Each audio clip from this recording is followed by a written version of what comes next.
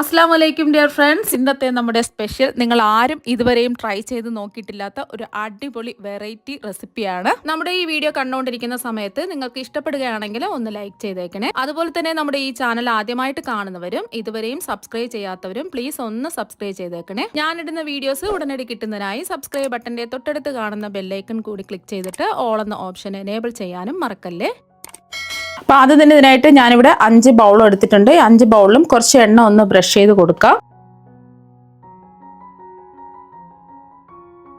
എണ്ണ ബ്രഷ് ചെയ്ത് കൊടുത്തതിന് ശേഷം ഓരോ മുട്ട പൊട്ടിച്ചത് ഓരോ ബൗളിലും ഒഴിച്ചു കൊടുക്കാം.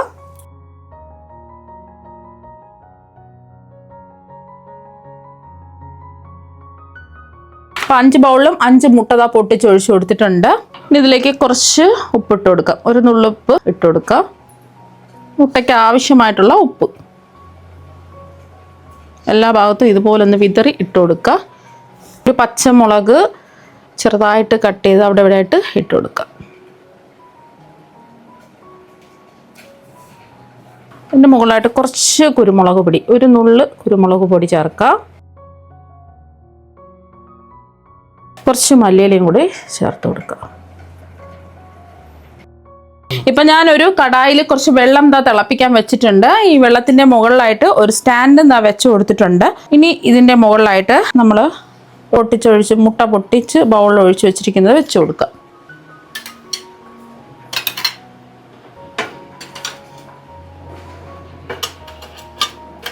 ഇനി ഫ്ലെയിം മീഡിയം ഫ്ലെയിം വയ്ക്കുക. ഇതൊന്ന് ആവിയേറ്റി വേവിച്ചെടുക്കാം. മൂടി വെച്ച് കൊടുക്കുക. ഇപ്പം മുട്ട കുക്ക് ചെയ്യാൻ വെച്ചിട്ട് ഒരു 4 മിനിറ്റ് ആയിട്ടുണ്ട്. അപ്പോൾ മുട്ട വെന്ത് വന്നിട്ടുണ്ട്. ഇനി ഫ്ലെയിം ഓഫ് ആക്കിയിട്ട് ഇതിൻ്റെ ഉള്ളിൽ നിന്നും മുട്ട എടുത്ത് മാറ്റി ചൂട് മാറാൻ വേണ്ടിയിട്ട് മാറ്റി വയ്ക്കാം. ഇനി ചെറിയൊരു പാൻ ചൂടാക്കാൻ വെച്ചിട്ടുണ്ട്. ഇതിലേക്ക് 2 ടീസ്പൂൺ മുഴുവൻ കുരുമുളക് ചേർക്കാം. 1 ടീസ്പൂൺ വലിയ ജീരകം ചേർത്ത് കൊടുക്കാം. ഇതിലേക്ക് 1/4 ടീസ്പൂൺ ചെറിയ ജീരകവും കൂടി വേണമെന്നുണ്ടെങ്കിൽ ചേർത്ത് കൊടുക്കാം. ഞാനിപ്പോൾ ചെറിയ ജീരകം ചേർത്ത് കൊടുക്കുന്നില്ല. ചെറിയ ജീരകത്തിന് ടേസ്റ്റ് ഇഷ്ടമാണെന്നുണ്ടെങ്കിൽ ചെറിയ ജീരകം ചേർക്കാം. ഇനി ഇതിലേക്ക് 1 ടീസ്പൂൺ മുഴുവൻ മല്ലിയും കൂടി ചേർക്കാം. ഇനി ചെറിയൊരു കഷ്ണം പട്ട, 2 ഗ്രാമ്പു, 3 ഏലക്ക അതിൻ്റെ തൊണ്ട് മാറ്റിയിട്ട് അതിൻ്റെ സീഡ് മാത്രം ചേർത്ത് കൊടുക്കാം.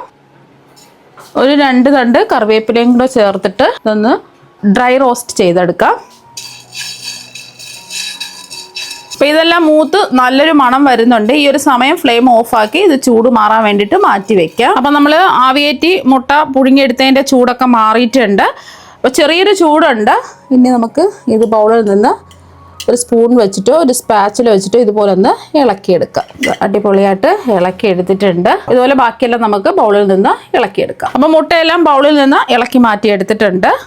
അപ്പോൾ റോസ്റ്റ് ചെയ്തതിൻ്റെ ചൂടൊക്കെ മാറിയിട്ടുണ്ട്. ഇനി ഇത് നന്നായിട്ടൊന്ന് പൊടിച്ചെടുക്കാം. തരിതരിപ്പായിട്ട് പൊടിച്ചെടുക്കണമെന്നുണ്ടെങ്കിൽ അങ്ങനെ പൊടിച്ചെടുക്കാം. ഞാനിപ്പോൾ നന്നായിട്ടാണ് പൊടിച്ചെടുക്കുന്നത്.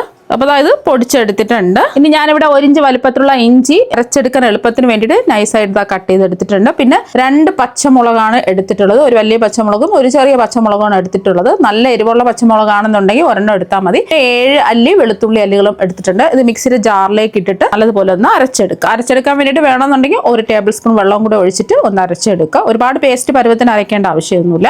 ഇപ്പോൾ ഇത് അരച്ചെടുത്തിട്ടുണ്ട്. ചെറിയ ചെറിയ തരികളോട് കൂടി അരച്ചെടുക്കുക. ഇനി ഒരു കടായിലേക്ക് ഒരു 2 ടേബിൾ സ്പൂൺ എണ്ണ ഒഴിച്ചു കൊടുക്കുക. ഞാനിപ്പോൾ വെളിച്ചെണ്ണയാണ് എടുത്തിട്ടുള്ളത്. ഏതെണ്ണ വേണമെങ്കിലും എടുക്കാവുന്നതാണ്. വെളിച്ചെണ്ണ ആകുമ്പോൾ കുറച്ചൊരു നാടൻ ഫ്ലേവറും ടേസ്റ്റും ഒക്കെ ഉണ്ടാവും. എണ്ണ ഒന്ന് ചൂടായതിനു ശേഷം ഒരു 1/2 ടീസ്പൂൺ പെരുംജീരകം ചേർത്ത് കൊടുക്കാം. വലിയ ജീരകമാണ്. ഒരു 10 സെക്കൻഡ് ഒന്ന് ഇളക്കി കൊടുക്കുക. ജീരകം ഒന്ന് മൂത്ത് വരുന്ന സമയത്ത് ഇതിലേക്ക് 4 വലിയ സവാള ചെറുതായിട്ട് കട്ട് ചെയ്ത് ചേർക്കാം. സവാള വയന്ന് കിട്ടുന്നതിന് ആവശ്യമായിട്ടുള്ള ഉപ്പ് ചേർത്ത് കൊടുക്കാം. ഒരു 1/2 ടീസ്പൂൺ ഉപ്പാണ് ചേർത്ത് കൊടുക്കുന്നത്. അപ്പോൾ ലാസ്റ്റിൽ ഉപ്പ് നമുക്ക് ആവശ്യത്തിനുള്ളത് ചേർത്ത് കൊടുക്കാം. അപ്പോൾ നിങ്ങൾക്ക് പകുതി സവാളയും പകുതി ചെറിയ ഉള്ളിയും ചേർത്തിട്ട് ചെയ്യുകയാണെന്നുണ്ടെങ്കിൽ അങ്ങനെ ചെയ്തിട്ട് എടുക്കുക. അതാകുമ്പോൾ കുറച്ചും കൂടെ ടേസ്റ്റ് കൂടുതലായിരിക്കും. ഞാനിപ്പോൾ സവാള മാത്രമാണ് എടുത്തിട്ടുള്ളത്. മീഡിയം ഫ്ലെയിമിലിട്ടിട്ട് സവാള നന്നായിട്ടൊന്ന് വഴറ്റിയെടുക്കാം. അപ്പോൾ സവാളയൊക്കെ ഇതുപോലെ വാടി വരുന്ന സമയത്ത് കുറച്ച് കറിവേപ്പില ചേർക്കാം. അതിൻ്റെ കൂടെ തന്നെ നമ്മൾ ഇഞ്ചി വെളുത്തുള്ളി പച്ചമുളകൊക്കെ അരച്ച് വെച്ചില്ലേ അതും കൂടി ചേർത്ത് കൊടുക്കാം. എന്നിട്ട് ഒരു 2 മിനിറ്റ് ഒന്ന് ഇളക്കി കൊടുക്കാം. മീഡിയം ഫ്ലെയിം തന്നെ വെച്ച് കൊടുക്കുക. അപ്പോൾ ഒരു 2 മിനിറ്റ് ഇതാ ഒന്ന് ഇളക്കി കൊടുത്തിട്ടുണ്ട്. ഇനി ഇതിലേക്ക് നമ്മൾ ചേർത്ത് കൊടുക്കുന്നത് തക്കാളിയാണ്. ഞാനിപ്പോൾ 2 വലിയ തക്കാളി മിക്സിയിൽ ചെറിയ ജാറിലിട്ടിട്ട് തരിതരിപ്പായിട്ട് ഒന്ന് അടിച്ചെടുത്തിട്ടുള്ളതാണ്. ഈ തക്കാളിയും കൂടെ ചേർത്ത് കൊടുത്തിട്ട് നമുക്കൊന്ന് ഇളക്കി കൊടുക്കാം. തക്കാളി വേണമെന്നുണ്ടെങ്കിൽ ചെറിയ ചെറിയ കഷ്ണങ്ങളായിട്ട് വേണമെന്നുണ്ടെങ്കിൽ അങ്ങനെ അരിഞ്ഞെടുത്തിട്ട് ചേർത്ത് കൊടുക്കാവുന്നതാണ്. എല്ലാം ഒന്ന് വറ്റി വയന്ന് വരണം. തക്കാളിയും കൂടെ ചേർത്ത് കൊടുത്തതിന് ശേഷം 2 മിനിറ്റ് ഒന്ന് ഇളക്കി കൊടുത്തിട്ടുണ്ട്. ഇനി ഇതിലേക്ക് നമ്മൾ ചേർത്ത് കൊടുക്കുന്നത് പൊടിച്ചു വെച്ച മസാലയല്ലേ, അതെല്ലാം മുഴുവനും അങ്ങ് ചേർത്ത് കൊടുക്കാം. ഇതിൽ നമ്മൾ മുളക് പൊടിയൊന്നും ചേർക്കുന്നില്ല, അതിന് പകരമായിട്ടാണ് കുരുമുളക് റോസ്റ്റ് ചെയ്ത് പൊടിച്ച് ചേർത്ത് കൊടുത്തിട്ടുള്ളത്. അധികം റോസ്റ്റ് ചെയ്യേണ്ട ആവശ്യമൊന്നുമില്ല. നമ്മൾ ഓൾറെഡി നമ്മൾ ഇത് റോസ്റ്റ് ചെയ്തിട്ടില്ലേ പൊടിച്ചെടുത്തിട്ടുള്ളത്, അതുകൊണ്ട് ഒരുപാടിട്ട് ഇളക്കി കൊടുക്കേണ്ട ആവശ്യമൊന്നുമില്ല. ഇതിലേക്ക് മുളക് പൊടിയൊന്നും നമ്മൾ ചേർക്കുന്നില്ല. മല്ലിയൊക്കെ നമ്മൾ റോസ്റ്റ് ചെയ്ത് പൊടിച്ചാണ് ചേർത്ത് കൊടുത്തിട്ടുള്ളത്. ഒരു 1/4 ടീസ്പൂൺ മഞ്ഞൾപ്പൊടിയും കൂടി ചേർത്ത് കൊടുത്ത് ഒന്ന് ഇളക്കി കൊടുക്കാം. മഞ്ഞൾപ്പൊടിയുടെ ആ പച്ച മണമൊക്കെ ഒന്ന് മാറിയതിന് ശേഷം 2 കപ്പ് വെള്ളം ഒഴിച്ചു കൊടുക്കാം. എത്രയാണോ നിങ്ങൾക്ക് ഗ്രേവി വേണ്ടത് അതിനനുസരിച്ച് വെള്ളം ഒഴിച്ചു കൊടുക്കുക. ഒന്ന് ഇളക്കി കൊടുക്കാം. എന്നിട്ട് നമുക്ക് ആവശ്യത്തിനുള്ള ഉപ്പ് ചേർത്ത് കൊടുക്കാം. നേരത്തെ നമ്മൾ സവാള വഴറ്റുന്ന സമയത്ത് ഉപ്പ് ചേർത്തിട്ടുണ്ടായിരുന്നു. ഉപ്പ് നോക്കിയിട്ട് ആവശ്യത്തിനുള്ള ഉപ്പ് ചേർക്കുക. ഒരു 1/2 ടീസ്പൂൺ ഉപ്പും കൂടി ചേർത്ത് കൊടുക്കാം. കുറവുണ്ടെന്നുണ്ടെങ്കിൽ വീണ്ടും കുറച്ചും കൂടെ ഉപ്പ് ചേർത്ത് കൊടുക്കുക. നന്നായിട്ട് ഒന്ന് തിളച്ച് വരട്ടെ. ഇതിൻ്റെ കൂടെ തന്നെ നമുക്ക് കുറച്ച് മല്ലിയിലയും കൂടെ ചേർത്ത് കൊടുക്കാം. നന്നായിട്ടൊന്ന് ഇളക്കി ഒന്ന് തിളച്ച് ഒന്ന് കുറുകി വരണം.